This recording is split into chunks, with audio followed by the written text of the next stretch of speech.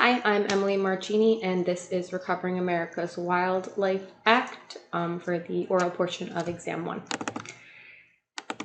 So what is the Recovering America's Wildlife Act of 2021? It's a bill aimed to amend the Pittman-Robertson Wildlife Restoration Act, also known as the Federal Aid and Wildlife Restoration Act of 1937, where funds from an 11% excise tax on sporting arms and ammunition are appropriated by the Interior and divided up among states to pay up to 75% of state projects aimed at wildlife management, including improving habitat, reintroduction of species, research, surveys, inventories, development of public access facilities for the public, and hunter education programs.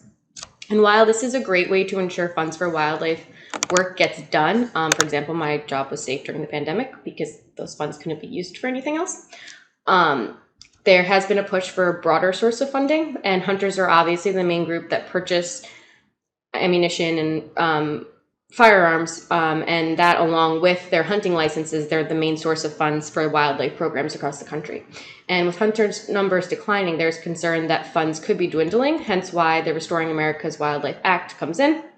And this act is intended to supplement funds that are available for fish and wildlife management of species of great conservation concern as determined by state and wildlife agencies. And beginning in fiscal year 2022, the Secretary of the Treasury will transfer $1.3 billion into the Wildlife Conservation Restoration Subaccount annually, and also $97.5 million for tribal nations will be set aside as well. And these funds are supplemental to existing funds and are not intended to replace what's already available to the states. And I've seen in some places that states will be required to match 25% of the funds, but the tribes will not be required to match anything. So Peter DeFazio is a member of Congress in the House who is a sponsor of this act. He represents the 4th District of Oregon, and in 2019 he was elected to the House, the chair of House Transportation and Infrastructure, which has jurisdictions over highways, ports, Coast Guard, etc. He authored and passed the Moving Forward Act in the House and addresses climate changes by modernizing our energy infrastructure and invest $760 billion over 5 years to repair transportation and infrastructure. He served on the House Natural Resources Committee, where he focused on federal lands, energy, ocean, fisheries, and Native American issues, and has led for efforts for common sense forest management. In 2009, several of his bills became law. In total, 100,000 acres of salmon habitat and wilderness are protected in Oregon now. And he is a former service member and helped secure $80 million to build a veterans clinic in Eugene. And he is against increasing congressional pay while the government is in deficit. And he contributed over $445,000 to community colleges in Oregon to grant 270 scholarships. So the list of co-sponsors for the House is long, with 113 co-sponsors, 88 being Democrats, 25 Republicans, and they are from 36 states, DC, and Puerto Rico. The Senate's act only has 3 co-sponsors, all are Republican from 3 different states, but it appears there is bipartisan support for Recovering America's Wildlife Act in Congress, as well as the private and public organizations. CEO of Bass Pro Shops, the director of Missouri Conservation, the president of National Wildlife Federation, Congressional Sportsman Caucus, the president of Native American Fish and Wildlife Society, among many others. As for opposition, I couldn't find specific names, but I also don't really know how to find that. So in a physics.org article, U.S. Representative Tom McClintock said that the current funding model is beneficiary pay principle, and this approach spares general taxpayers who have no interest in hunting and fishing. And under this bill, the average American will have to pay around $11 a year to support a program they have no interest in, get no benefit from. And he said that during a committee hearing on the bill in the last Congress, I don't know if he changed his mind. He could have. But some hunting organizations think that funding should come from hunters, so they're not fully in support of this bill. And some environmental organizations are not completely satisfied because only 15% of the funds are required to go towards endangered species, which they feel is not enough. So the only differences I could find in these bills is the funding source. The Senate version states that funds would come from fines from natural resource and resources and environmental related violations.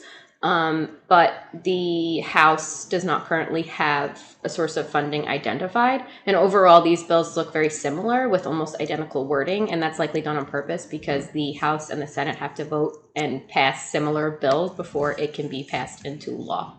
So in order for a bill to become a law, a senator or representative has to come up with an idea. Next, they must write a bill, and they'll usually try to collaborate with a member of their chamber and try to work with members of the opposite chamber, so House and Senate, so that a similar bill could be voted on in both chambers. Then when the bill is introduced, the parliamentarian of each chamber decides which committee will review it, and then it goes to a committee. And then it goes to that committee, and then a hearing is held, and then the bill is examined. If a majority of the members of the committee vote for the bill, then it goes to the floor for a debate where all the members of the chamber can vote on it.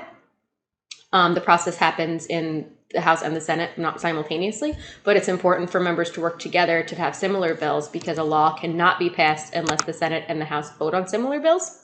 And after it passes both, then it goes to a conference committee where members from the House and Senate work together to negotiate on the bill, and then any differences are resolved from the different versions. Then the chambers have to re-vote on the bill in its final text, and if it passes, then it could be sent to the president to be signed or vetoed. So I saw in some places that New York State has 166 species of greatest conservation need, while another source said there was like 500. But anyway, there are about 55 of those species are located on Long Island. Species I work closely with are piping plovers. However, they're doing much better compared to the reptiles and amphibians like the tiger salamander and the mud turtle here. So New York is like the northernmost range of the eastern mud turtle. It can only be found on Long Island and on Staten Island. There's about 7 populations, and they're all declining except for one. I've been lucky enough to participate in our mud turtle survey for the past 2 years, and we've captured and marked maybe 15 turtles. And our survey is pretty intense. We go week by week, and each week we set about 20 traps, and then we bait and try to trap turtles for an entire week, usually in different locations. It's more of like a presence and absence survey. But yeah, so over 2 years, we've only captured 15 turtles. So not great, probably due to habitat loss mostly. There's a lot of development here, so there's not a lot of places for these little guys to go. So state and tribal wildlife grants were created by Congress in 2000 in order to provide funding to every state and territory to implement proactive conservation actions to prevent wildlife from becoming endangered. Each state and territory developed wildlife conservation strategies. Some are known as state wildlife action plans. And this is the main source of funding for state fish and wildlife diversity programs. In terms of how this legislation would fund them, I assume that means state and tribal wildlife grants. But there are roughly 12,000 species nationwide that are in need of attention, but due to the current funding model, only a few of these species are focused on, typically the ones that are doing the worst. And the Recovering America's Wildlife Act would provide each state with 3/4 of the funding, and then the state would only have to cover the costs of 1/4 of it. So the states save money, and they'll also have a bigger purse to reach into to complete the work that's desperately needed to prevent common species from becoming threatened or endangered. So a species that has benefited from the state and tribal wildlife grants is the osprey. Back in the 70s, DDT was banned, and then osprey, along with many other bird species, began to rebound. All of the dots on the map of Long Island are osprey poles, but that's only the east end, and there are tons of platforms all over the island, either standalone poles or attached to telephone poles, so they can build their nests since most of their habitat has now been demolished.